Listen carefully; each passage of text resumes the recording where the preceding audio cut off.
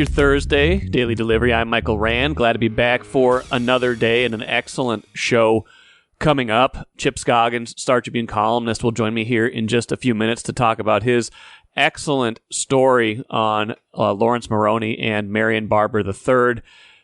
2 decades ago, became synonymous with Gopher football. They were so good, so dominant, did something that had not been done in more than 100 years of college football history, the entirety of college football history. It's a story, though, of football, of tragedy, of hope, of redemption, all of those things. That story you can find on StarTribune.com Thursday morning and in your print edition of the Sunday paper. Chip and I will talk about that story here in just a few minutes. Plenty of other stuff to get to as well on today's show. The Power of Creed, Josh Dobbs and the Power of Creed. We'll get to that at the end of the show. Got some wild thoughts. 2 trades yesterday. What a weird time for trades, but I think the Wild definitely seeing a need to address their blue line, maybe go a little bit older, a little bit grittier instead of the offensive-minded Kalen Addison. So we'll get to that in a bit. Couple thoughts on the debut of the Gopher women's basketball team in the Don Plitzawhite era. They looked awfully good in winning by 35 points on Wednesday night. First, though, what did I miss? Let's get to the Wolves at the start here, because this homestand for the Timberwolves, I don't know if I've seen a better homestand, and I don't know if things could have gone better for them. I don't think things could be going better for them in general, but specifically at home. They're 5-0 at Target Center now this season, which means, yes, they're 0-2 on the road. So something to prove there now as they go on the road for a whole bunch of games against San Antonio, Golden State, Phoenix. Those will be challenges coming up. But what's in the rearview mirror is an excellent start at Target Center. No way to describe it as anything else. Like I said, 5-0 at Target Center.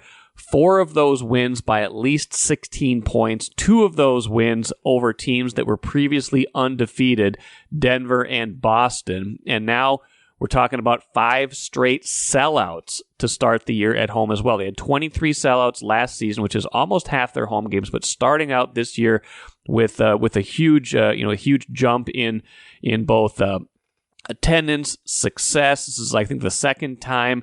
The first time in over 30 years that they've sold out their first 5 home games. First time in over 20 years that they've won their first 5 home games. Like, they are doing things that they have not done for a very long time. Their defense still number 1 in the NBA.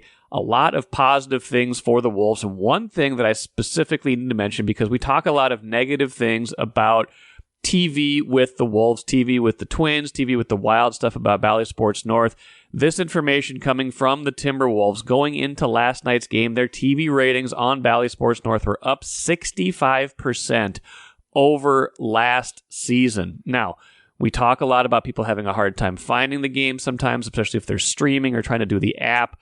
People are finding them, obviously, through probably more direct means, through the more traditional means of cable and satellite. And people are watching. 65% increase in TV ratings versus last season, up 75% over the last 2 years. Again, these are numbers coming from the Wolves. Based on that, you have to conclude that people are into this team. They're watching on TV. They're watching in the stands. Everything seems to be clicking for the Wolves in that regard, and everything was really going right in that 122-101 win over the Pelicans. Now, the Pelicans didn't have a lot of their very good players. No Zion Williamson, no CJ McCollum. That right there tells you that they were going to be in for it. But as Chris Hine pointed out in his game story, like, these are the kinds of games that the Wolves have had inexplicable lapses in past years, right? That they would have come into this kind of flying high, already winning three of their first 3 home games on this homestand, a chance to complete it at 4-0 against an undermanned team. They might have coasted, looked past it, whatever it was, did not do that at all on Wednesday. Took care of business from start to finish. They were up like 30 in the in the third quarter, and just kind of coasted to the finish line. Never really got serious, never really got close in there. Anthony Edwards, excellent again. Karl Anthony Towns, very good in this game. A good bounce-back game for him after he struggled against Boston. seeing some shots go in from three-point range is a big deal for Towns, so that maybe gets him going, sees how he can fit into this offense instead of feeling like he's an odd man out, things like that. So that was big. Rudy Gobert continues to ascend. Like, everything seemed to be working in this game. And again, an undermanned team, but you could treat it as a one-off if it wasn't so consistent with what we've seen. Now, the Town stuff was new this year. He was 4 of 5 from three-point range. Conley was 4 of 5 from three-point range. They both had it going. So Towns finishes very efficient, 9 of 12, 23 points. He's a plus 12 in the game. He sees some good things happen for him. So lots of good things happening for the Wolves in this game. Lots of good things happening on this homestand. We'll be interested to see if they can bring this on the road. This is the daunting road trip with, like I said, San Antonio, 2 against Golden State, Phoenix, and then I think against New Orleans again. So 5 straight road games. They've been great at home this year. Can they bring that on the road? That'll be the question, but there is no question right now. The home energy, the home crowd, the home play has been outstanding to start the year, and that is fueling a very good start for the Wolves. Speaking of good starts and feeling good at home, Gopher women's basketball team wins by 35 points over Long Island in Don Plitzowite's first game as Gophers women's basketball coach. Mara Braun has 25 points. Lots to like in this game. You can see the talent. You can see how it's being deployed. You can see the possibilities. Still too many turnovers, things like that. Still not a great opponent. We'll know more about that as the year goes on, but a good, encouraging start. You can see the talent. You can see what they're trying to build here. You can see how the influence of Plitzowite could help this team be able to reach its full potential, and that's really all they can ask for. So a great debut. Let's see where it takes them from here. They'll have much tougher games on the schedule, including, like we've talked about, UConn in 10 days. But for right now, they have to be happy with that start.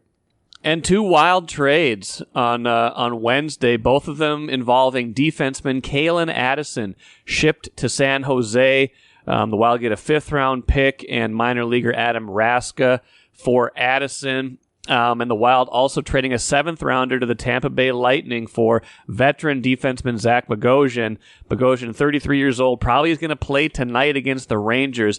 This quote from Wild President of Hockey Operations GM Bill Guerin tells you everything you need to know about why they made this move. Quoting from Sarah McClellan's story, "We've been giving up way too many chances. We need to shift our way of thinking a bit and protect our goaltenders.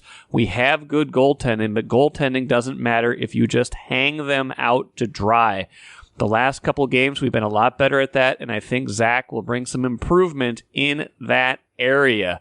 Not surprising, I would imagine, given the way the Wild started, giving up a lot of chances. It's been, I detailed this last week, it's been kind of a mix. When they were on that bad stretch of 4 losses in a row, everything was going poorly.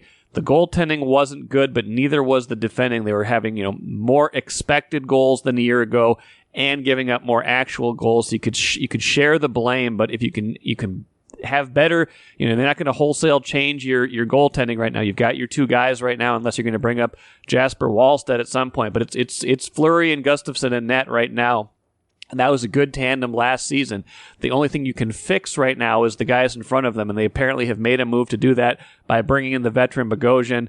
I'll be interested to see what he does in that role, and giving up on Addison, who was a guy who they were counting on. I think a guy who they thought could be a mainstay on the blue line, an offensive-minded defenseman, but someone who just never really thrived in a 5-on-5 situation. He just wasn't quite what they needed on this team. Guerin said, Kalen's a good player, but he's got 100 games in the league now, and we felt we know what he is for us, and that's not to say that he's a finished product, but what we need right now is something different. So there you go on that. Wild making a move, trying to shore up their defense. They've gotten better in that area, like he said lately.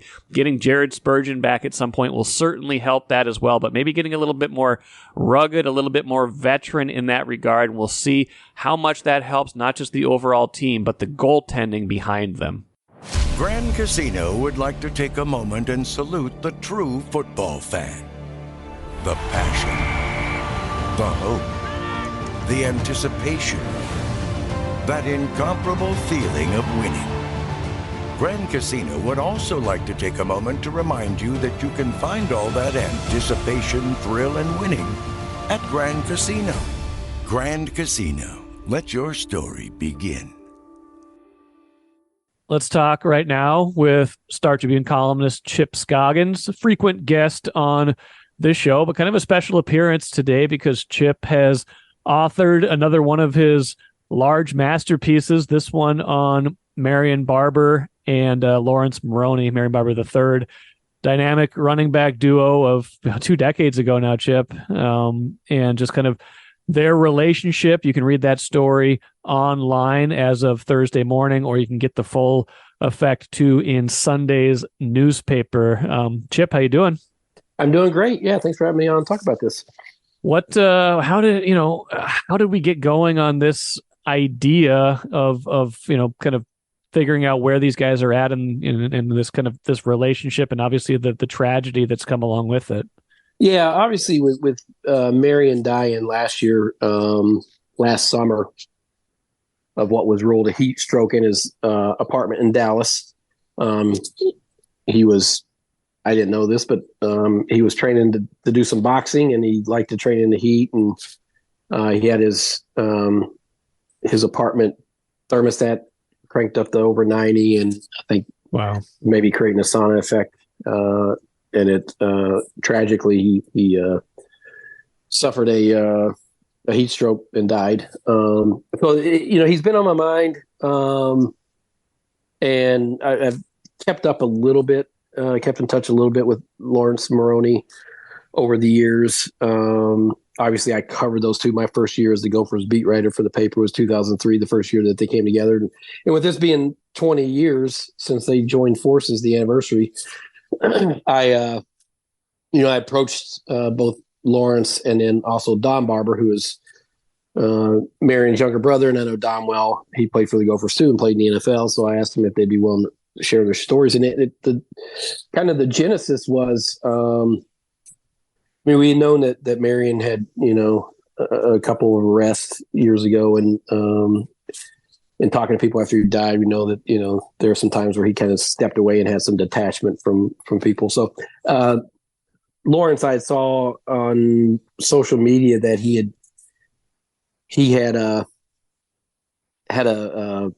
his foundation had a mental health day event there in his hometown at his high school in St. Louis, and had different vendors and organizations come. And so I texted him. I said, "Hey, was that in any way, related to Marion?" Because he had spoken at the service for Marion. Yeah. Last summer, said he wished he could have done more. That was part of his speech that day. And so I texted him. I said, is this new push that you're doing, initiative to raise awareness for mental health, is that related to Marion? He said, no. He wrote back. He said, no, it's about me. And so I called him, and he said, Chip, I really struggled there for a number of years with anxiety and depression. I didn't know it. And I really went through a dark time in my life. And so I asked him, I said, would you be willing to share that publicly if we did a story? And he said, yes, as long as, the Barber family was fine with it. And I had lunch with Dom, and we talked about it. And so that started the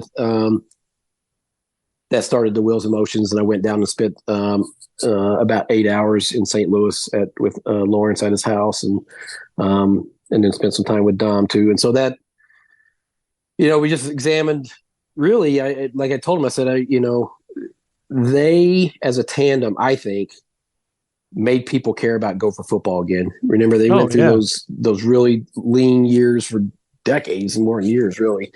And when they came together, they had this just not only they were like really, really talented individually, but there's something about them together that they're forever tied, right? You can't think of one without the other because of the way there's a synergy there, right, between them.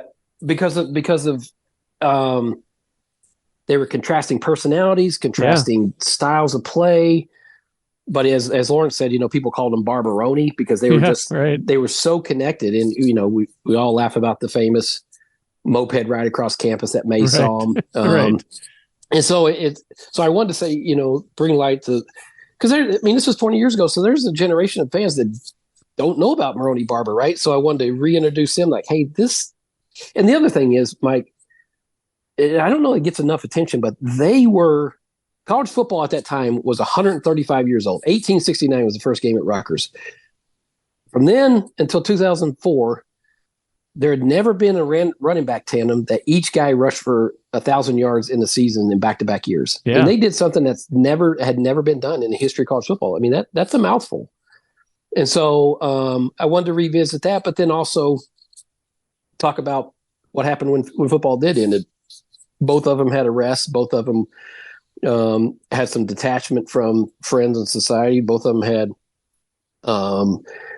mental health challenges. They had lost touch with each other, not purposely or not because they had fallen out or anything. It's like so many of us in life, you just kind of lose touch with high school friends. And it happened to them. And so Laurence has a lot of regret now that they had that gap in time where they didn't really communicate. And he just really wishes he could get that time back and just have people.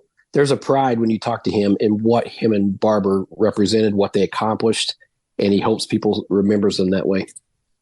It would be inappropriate, reckless, however you want to say it, to like speculate, say why this happened to them. I mean, there's also been all sorts of links with football, concussions, things like that. Like, we don't know exactly what happened to either one of these guys that put them down this path. But what seems clear from your story is that they had a hard time when football ended. They didn't quite know what to do with themselves. Did you find that to be the case with both of them? And just kind of like football was such a big part of their identity, and when that was gone, they didn't quite know what to do. 100%. And Laurence talked about it. He said he felt like he felt he lost his identity, and the end of his career coincided with just a awful sort of circumstances. He had an arrest that he wound up for marijuana charges that wound up being found not guilty, but not until 8 months had lagged when he's a free agent during the NFL lockout. I mean, just the perfect storm and terrible. And so his football career was done.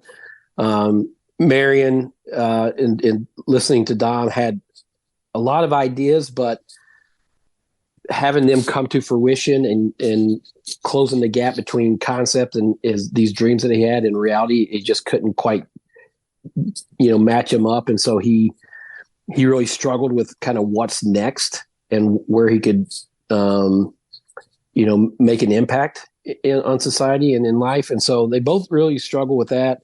Laurence lost his money, really went through a tough spell. And it wasn't until 2018 when he was starting to get some disability payouts from the NFL, including a substantial concussion settlement, that he was able to get back on his feet, and he's doing better now. He met a woman who is a realtor, Brigante Wells, who's rescued him basically. And they have a family together now, and they're a business, and they do rental properties, and they buy and flip houses and refinish. I mean, just he's really thrown his passion into that. And so, but yeah, they both went through kind of this wilderness period where they were lost without football and weren't sure what the next phase of their life looked like without it. They didn't talk for like 5 years, right? Not because they were like mad at each other. Like you said, like this just kind of happens with, you have a period of your life where something's kind of intense and you're like, these are the people that I'm with for all this time. Then your life changes, you go somewhere else and you maybe don't talk to them. But that was surprising to me just because of how linked they were, that like 5 years passes and they don't talk. Yeah. And in listening to Laurence talk about it, he said there's a lot of regret that he didn't go to Dallas to see Laurence or Marion didn't come up to see him, or they didn't work out in the off seasons, that, they both were kind of struggling and trying to figure out what's going on next, and just lost communication. And like I said, it wasn't, when they did reconnect in a phone call, Laurence said it was like old times. We were talking about stuff that only us two would know about, like college stuff and football. And so I'm glad he got that they were able to reconnect. But there is a sense of he lost valuable time. And I think it probably for Maroney, because Marion was 38 when he passed, and Laurence is 38 now. And so it's just, I think there's sadness and regret that a guy that he truly loved and had such a just intertwined relationship with, that they just had this gap in time where they didn't communicate. I think that really bugs him. It just feels impossible that they're that young. Like I'm like a decade older than them almost. And it's like, but we've known about these guys for so long. And you're right, like 2003, like that, the thing that people sometimes ultimately remember about that team is the Michigan game, the missed opportunity. Like, even though they went 10-3 that year, like what could have been if they had been able to do a little bit more? Could that have been a Rose Bowl team? Things like that. But that was a great team. Like that was, these guys were like part of probably the best Gopher team that I've seen. Like I know that they went 11-2 in 2019, but that 2003 team, Chip, that was something else. Yeah, well, when you look at their offensive line, you had an Outland Trophy winner center. Your left guard was an All-American. Matt Spaeth was a Mackey Award winner. Now we're talking about all these offensive guys. On the defensive side, they didn't have the same type of talent, but that was a very, very talented team. And just those two, it was them as a combination was special because, Maroney was so powerful or Marion was so powerful, and Laurence had that sprinter speed. And I think more than anything is the way that they interacted. There was no jealousy. There was no they didn't count carries. They didn't care who started. They didn't care who got the most yards. Although they did have kind of a friendly bet, a funny story that was funny. That Laurence told me. But they genuinely rooted for each other and wanted the best for each other, and they made Gopher football relevant, I think, because of what they were doing. People talked about them nationally, and because the way they ran the ball, they had the struggles with the defense and some of the collapses, and that's part of it too. But just as a tandem, when you look at their stats compared to some other great running back tandems in modern college football history, I mean, they're right there, if not better than all of them. How did they, aside from they play the same position, how did they become such good friends, so tight that, they become inseparable off the field too? Because you write about it, and it's true. Like they could not have been more different personality wise or even style wise. Yeah, it's funny. But Laurence, I asked Laurence the first time he met Laurence or Marion, and was on his recruiting visit, and they didn't even talk. They just kind of snarled at each other. They gave each other like mean looks, and I think it was a mutual respect for how good each other and how talented the other one was. It just worked. Like Marion was this, at least around us. Now, when you talk to Marion's family and his close friends, guys that are on a team that he were close with, because he was 2 years older than Laurence, so it's not like they hung around with each other nonstop. They each had their own group of friends that they came in with their recruiting classes. But Marion was far more outgoing and personable and goofy around those guys than he was with Pub. He had a very shy, very guarded personality. I remember, I can't tell you how many times, Mike, I would interview him. If I wanted to interview one, they both came out. They like to be interviewed together. Laurence would do all the talking, which Marion liked. Marion just didn't care much for doing interviews. It just wasn't something he was interested in. He didn't like to do. Obviously, when you're, one of the top players and you have this special thing going on with the running, you need to. But Laurence did a lot of the talking. And so it just worked. I don't know why it worked. Sometimes you just click, but they hit it off. But I think it started from just an absolute mutual respect for what each other represented. Marion was definitely the introvert in that bunch, in that group. And he, like you wrote about, like, when unfortunately after his death, his family finds these journals that he's kept, like projects that he's trying to get off the ground, like ideas, like big ideas, big kind of concepts that maybe you don't even know about because he doesn't talk about these things. Sorry to interrupt you. So Marion took Dom to Brazil one off season, and Marion had a trainer that was from there, and so they brought him down there. And there was they called it a village, but it sounded much like we would say IMG Academy in Orlando, where they had kids live there and they went to school there and they had sports there. And Marion wanted to build one of those academy complex type things in inner city Dallas. He wanted to help underprivileged kids. He wanted to give them the best opportunity to succeed, whether it's academically in school, sports, training, all that. And he had, when they cleaned out his condo, Dom, they found these things, and it was sheets and notebooks of ideas and what it would look like. And he was just unable to have that vision become a reality. And that's the sad part, because Dom said he had so much to offer and that he wanted to, but it was just getting those things to the finish line and making them a reality was a struggle.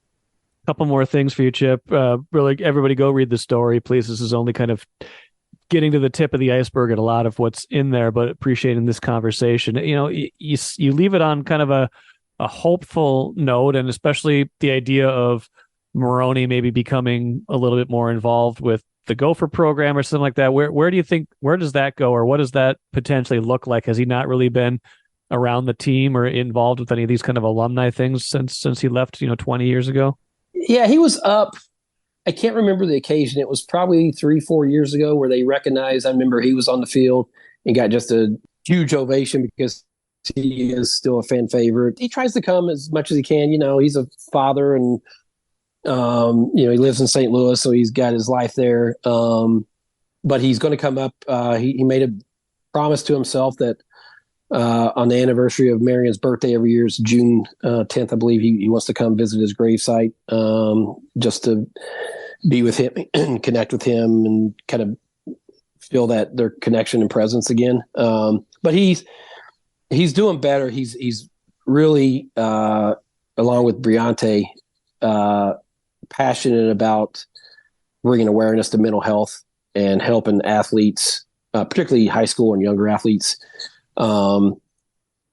He suffered in silence for a number of years and didn't really understand it, either couldn't or wouldn't admit that he needed help. And now he's become a very strong advocate for that. And so with his foundation, he's trying to really raise awareness for mental health. So it's good to see him making a comeback in life, because, as he said, that's not how he wanted to live. And he has hope again, and he feels like he's on the right path.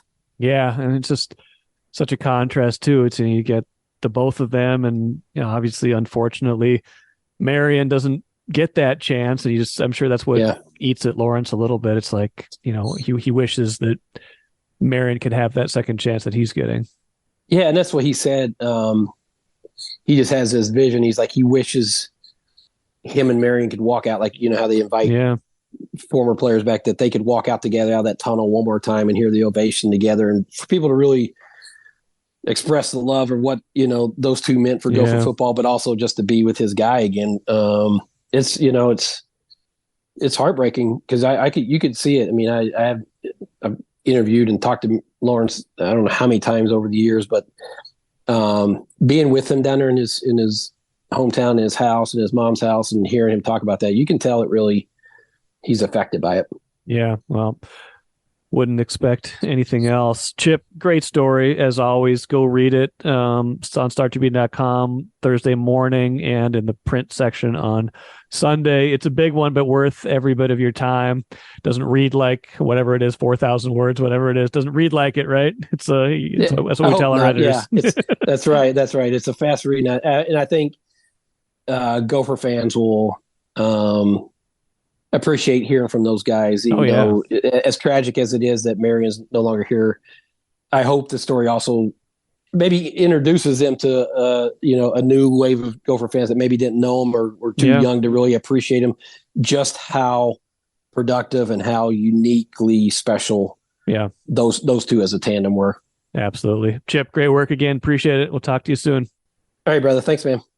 Many thanks to Chip, as always, for joining this podcast and also for writing that story, telling that story about Laurence Maroney, Marion Barber III, their friendship, their life after football, and what has transpired in the last 20 years, and maybe what's to come still in that chapter for Maroney. So go read that story for sure, please. It's online starting this morning at around 9 a.m. It'll be in the Sunday newspaper as well. A long one, but a good one. Chip always nails these, and this is a subject matter that he is very familiar with. Just great storytelling, though. Just a great way to kind of tell the story of life after football. And, it's got some tragedy in it for sure, but it definitely has a redemption arc as well. So thanks to Chip for joining me, and thanks to Chip for that story. Let us finish with the cooler on a far lighter note. We've written a lot, almost exhausted everything about Joshua Dobbs, Vikings quarterback already, but he met with the media on Wednesday. He hasn't started a game yet for him. You remember, he came in relief Sunday, NFC Player of the Week on offense in that relief effort, led them to the comeback win. Just came in 4 days earlier, and did that. He is going to be the starter this week against New Orleans. He was in the starter spot, talking to the media, talking to everybody, and a lot of serious questions. But I had to ask him about TikTok, because that's what I do. He made a great TikTok video after the win on Sunday, and I had to ask him about it. One, did he make it? And the answer was no. He usually does all of his own, but he had someone else do that one. And two, what about Creed? He included Creed, which has become kind of a good luck charm for the Vikings. I think Cousins started it a lot this year. But Creed the band, an unlikely rallying point for the Vikings. So here was Josh Dobbs after I asked him not only about the video itself, but including Creed in that. I didn't do that edit. I usually do my own thing. I didn't do that edit, but I did pick the song. So I was like, I did pick the Creed. We did have some creative touch for myself, so I definitely have to take credit for that part. Creed guy coming in, or I am now. I got to get a little playlist. I was in the locker room before the game, and someone's like, "Turn on Creed," and obviously it's a little different than the typical pregame locker room music, as you can imagine. So I had to get up to speed on it all. But I'm taking it and running with it.